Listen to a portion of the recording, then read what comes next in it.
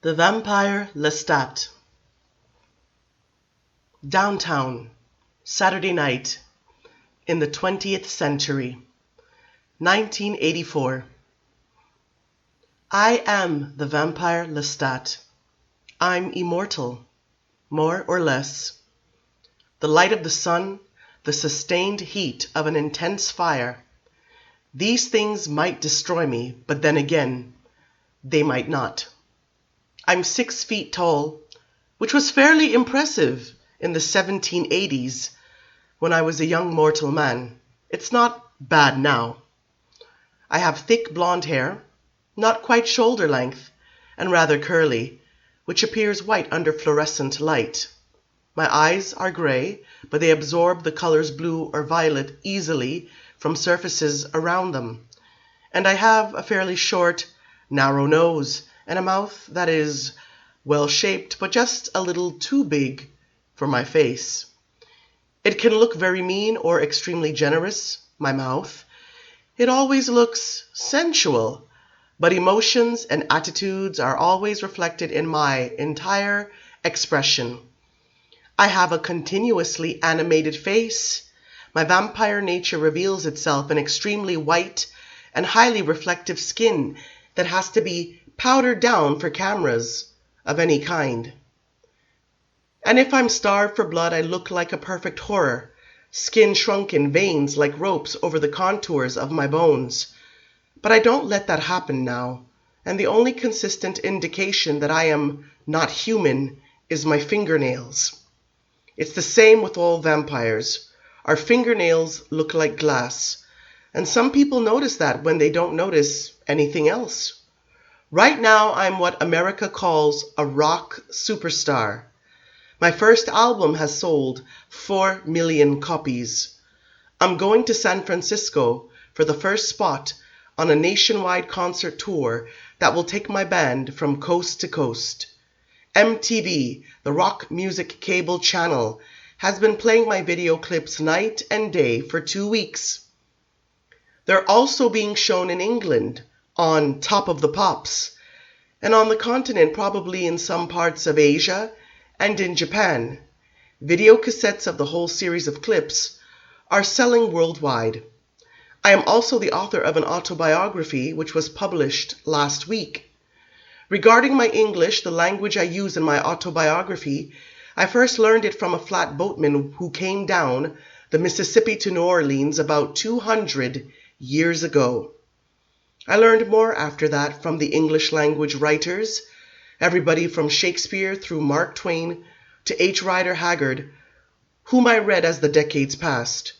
The final infusion I received from the detective stories of the early 20th century in the Black Mask magazine.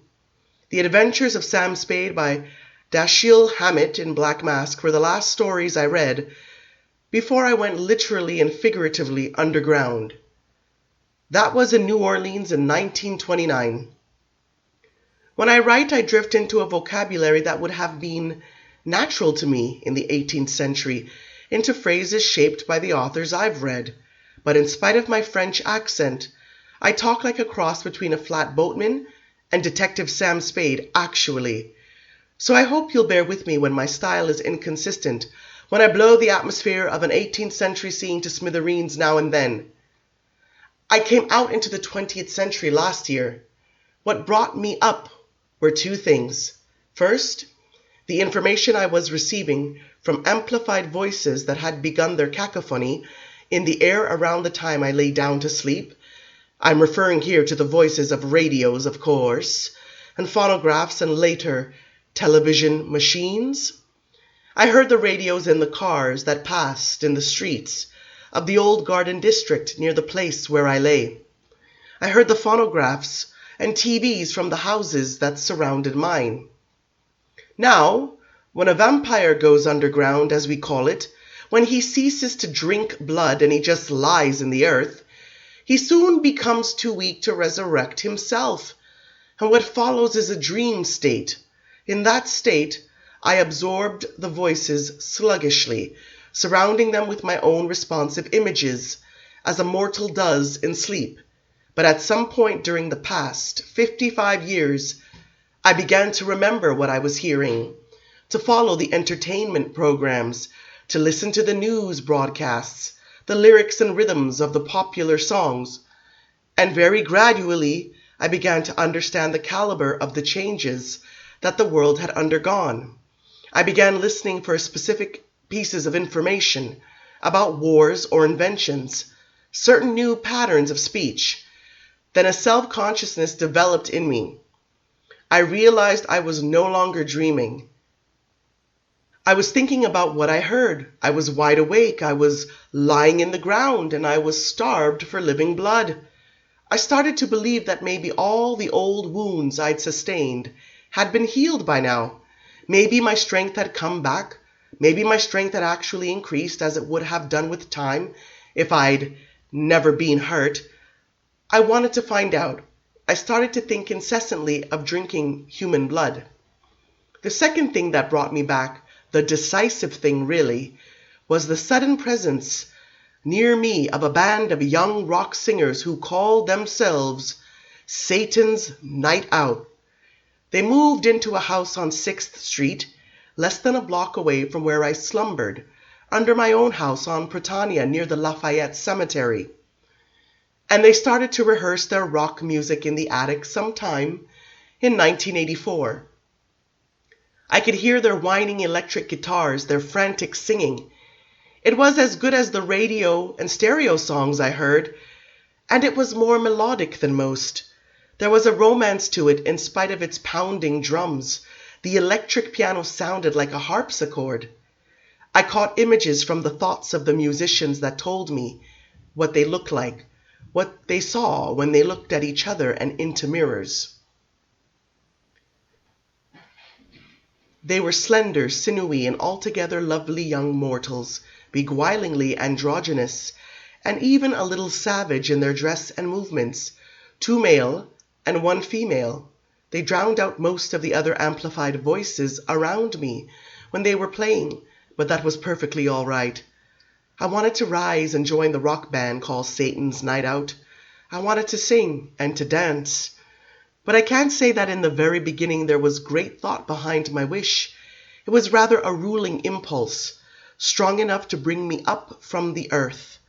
I was enchanted by the world of rock music, the way the singers could scream of good and evil, proclaim themselves angels or devils, and mortals would stand up and cheer.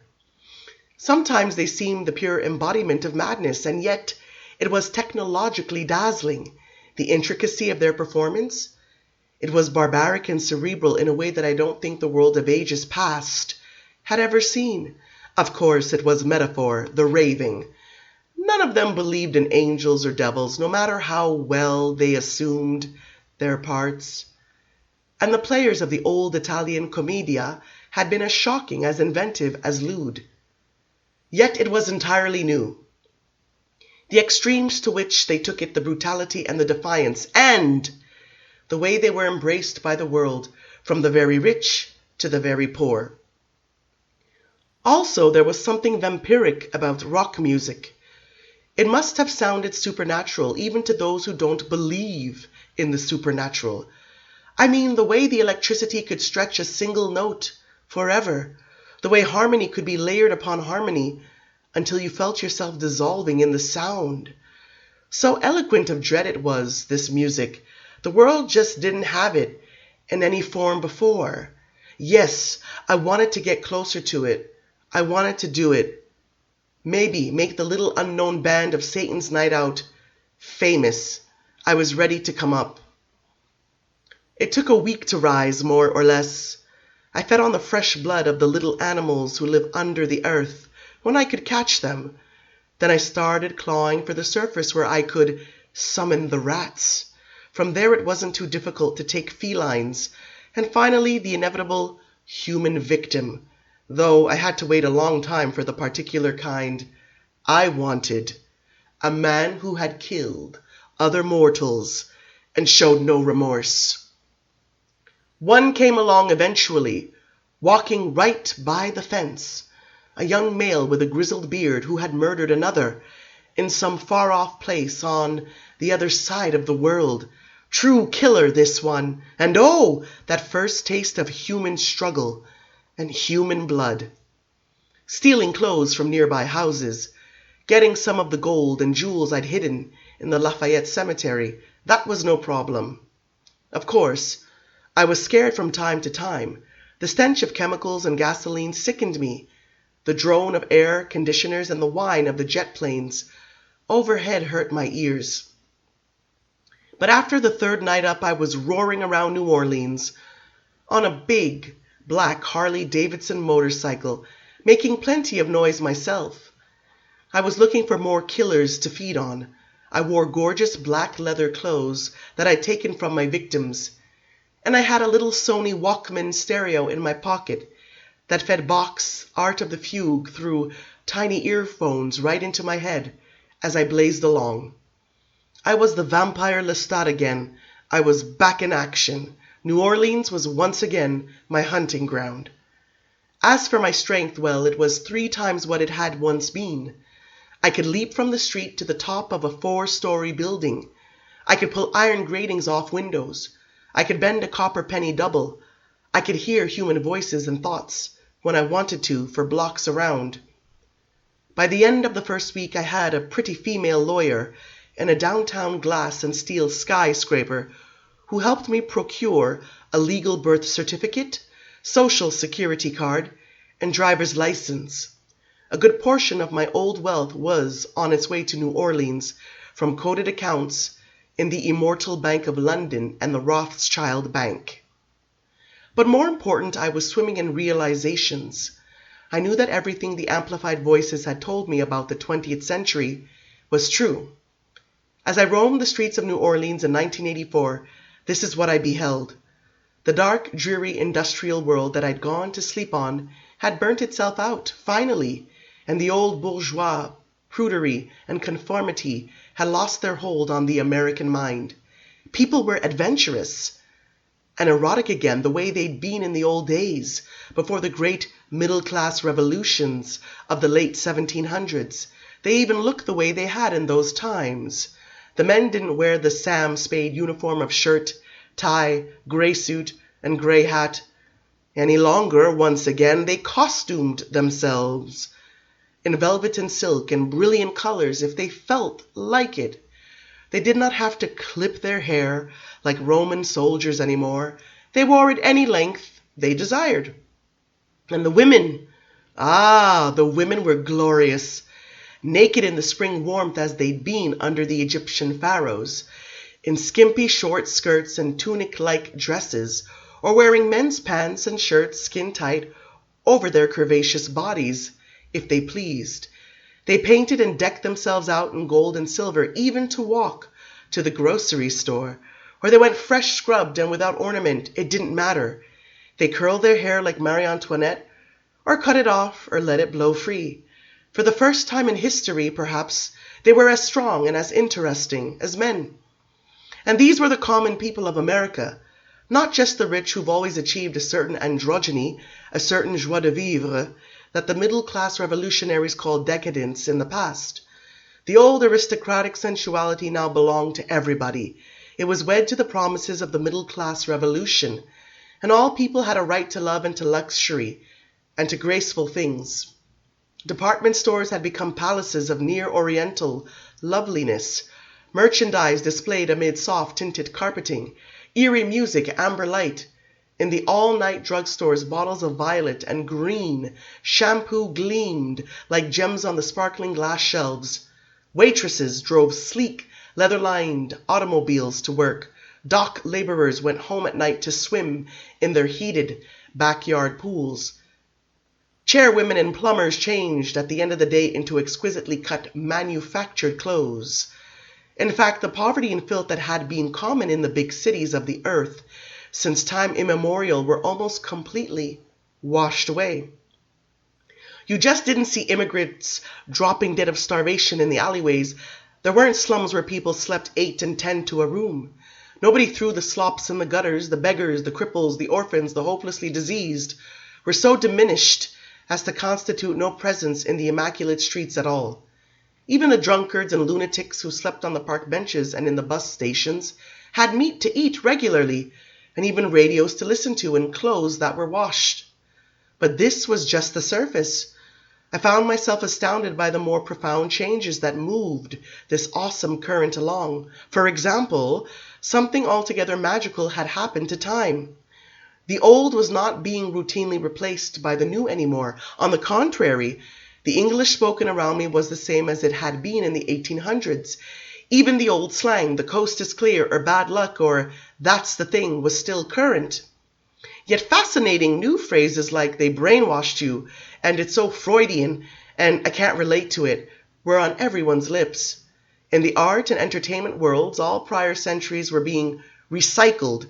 Musicians performed Mozart as well as jazz and rock music. People went to see Shakespeare one night and a new French film the next. In giant fluorescent lighted emporiums, you could buy tapes of medieval madrigals and play them on your car stereo as you drove 90 miles an hour down the freeway.